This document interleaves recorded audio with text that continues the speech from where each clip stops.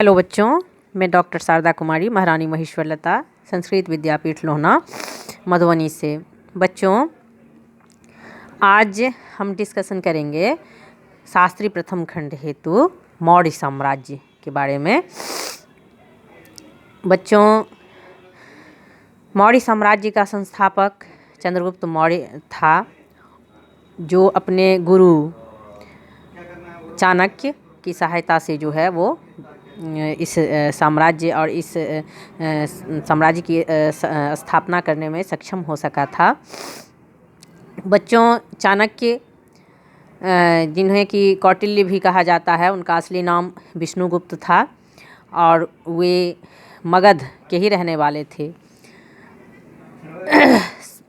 बाल्यकाल में ही उनके पिता की जो है वो मृत्यु हो गई थी, विष्णुगुप्त के पिता की, और वो तक्षशिला चले गए थे शिक्षा प्राप्त करने के लिए।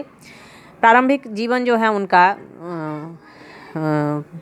वो उतना अच्छा नहीं रहा था चाणक्य का, और नंदवंश का जो शासन चल रहा था तो राज प्रशासन के तरफ से ही उसके पिता पे कुछ आरोप लगाए गए थे, जिसके कारण उसके पिता को संभवतः कैद हुई थी और विष्णुगुप्त, जो कि छोटा था उस समय में, वो तक्षशिला की ओर प्रस्थान कर गया था। वहीं उस शिक्षा दीक्षा प्राप्त करके राजनीति शास्त्र की शिक्षा उन्होंने प्राप्त की थी, और वहाँ वो पहले तो विद्यार्थी रहे और उसके बाद वहाँ के वो शिक्षक हो गए। उन दिनों जो भी गुरुकुल होता था वो राजा महाराजाओं के अनुदान से जो है उसकी देख रेख होती थी और उसका गुजर बसर होता था। तक्षशिला जो है विश्व की सबसे प्राचीनतम गुरुकुल उसको कहा जाता है, प्राचीनतम विश्वविद्यालय के नाम से वो जाना जाता है। वहाँ भी धन की कुछ कमी महसूस होने पर चाणक्य जो है वो धनानंद के पास, जो कि मगध साम्राज्य का बहुत बड़ा शक्तिशाली शासक था, उसके पास धन की कमी नहीं थी, उस उद्देश्य से कुछ अनुदान प्राप्त करने के उद्देश्य से यहाँ वो आए, लेकिन धनानंद के द्वारा उन्हें अपमानित किया गया।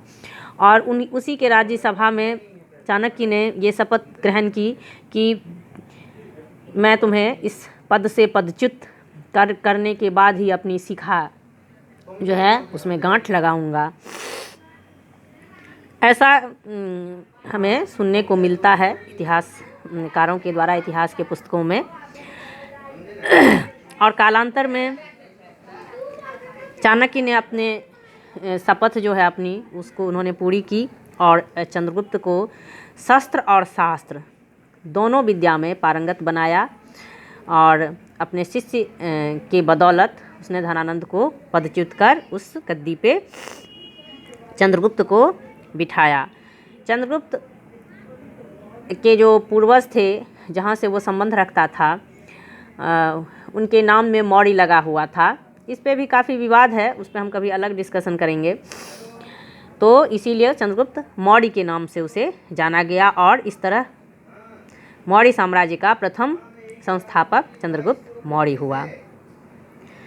कौटिल्य या विष्णुगुप्त या चाणक्य कहें, उसके अर्थशास्त्र जो कि उनके द्वारा लिखी गई पुस्तक है, विशाख दत्त के द्वारा लिखी गई पुस्तक मुद्रा राक्षस, विष्णु पुराण और बहुत सारे पुरातात्विक स्रोत हैं जिनके माध्यम से इस वंश के इतिहास को जानने का हमें मौका मिलता है, और इस स्रोत के रूप में हम उसका उपयोग करते हैं। मेगास्थनीज जो चंद्रगुप्त मौर्य के दरबार में आया था, ये यूनानी राजदूत था, उसकी लिखी गई पुस्तक इंडिका का भी इसमें महत्वपूर्ण स्थान है। गद्दी पर आसीन होने के बाद 305 ईसा पूर्व में चंद्रगुप्त ने सेल्यूकस को परास्त किया था, क्योंकि उस समय में सिकंदर जो है वो भारत की ओर चला था और सिंध तरफ के कुछ क्षेत्रों को, पश्चिमोत्तर तक्षशिला से सटा हुआ जो एरिया था उसमें कुछ क्षेत्र को उसने जीत करके सेल्यूकस को, जो उसका सेनापति था, उसके हवाले करके वो वापस लौट गया था और रास्ते में उसकी मृत्यु हो गई थी। उसकी पुत्री से, सेल्यूकस की पुत्री से उसको परास्त करने के बाद चंद्रगुप्त जो है उसने चंद्रगुप्त मौर्य ने विवाह किया, और दहेज के रूप में उसको एरिया, अराकोसिया, जेड्रोसिया और पेरिपेमसादाई ये सारे क्षेत्र जो है वो चंद्रगुप्त मौर्य को प्राप्त हो गए। चंद्रगुप्त ने सेल्यूकस को 50 हाथी 500 हाथी जो है वो फार में दिए, ऐसा प्लूटार्क जो है वो लिखता है। चंद्रगुप्त के साम्राज्य की सीमा जो है उत्तर पश्चिम में ईरान की सीमा से लेकर के और दक्षिण में जो है वर्तमान उत्तरी कर्नाटक और पूर्व में मगध से लेकर के पश्चिम में सोपारा तक जो है लगभग फैल गई थी। चंद्रगुप्त की दक्षिण भारत की विजय के बारे में भी जानकारी मिलती है और तमिल ग्रंथ अहनामूर और मुरनानुरु और अशोक का अभिलेख, इन सभी से उसके दक्षिण विजय की जानकारी मिलती है। अपने जीवन के अंतिम चरण में जो समय में चंद्रगुप्त मौर्य जो है वो श्रवणबेलगोला चला गया था जैन साधु भद्रबाहु के साथ। उसी से चंद्रगुप्त ने जैन धर्म की दीक्षा भी ली थी और वहीं श्रवणबेलगोला में, जो कि मैसूर जो है कर्नाटक वहाँ स्थित है, वहीं पे स्थित चंद्रगिरी पहाड़ी पे उसने 298 ईसा पूर्व में उपवास के द्वारा सल्लेखन, जैन धर्म में एक प्रक्रिया है सल्लेखन की, जिसमें कि अन्न जल का त्याग कर दिया जाता है और उपवास के द्वारा लास्टली अपने शरीर का भी त्याग कर दिया जाता है, यानी प्राणों का अंत कर लिया जाता है प्राण का। तो ये चंद्रगुप्त मौर्य ने सल्लेखन की प्रक्रिया के द्वारा अपने शरीर का त्याग कर दिया।